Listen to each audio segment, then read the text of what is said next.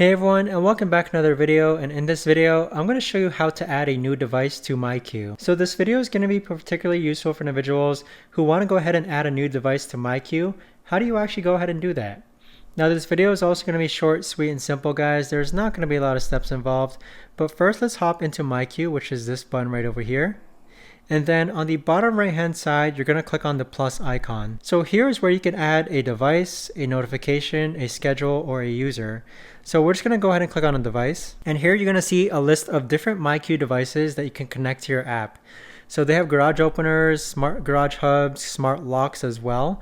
Or you could actually find the QR code printed on your device. So for our example, we're just going to click on garage opener. And then here is where you need to select the correct garage opener.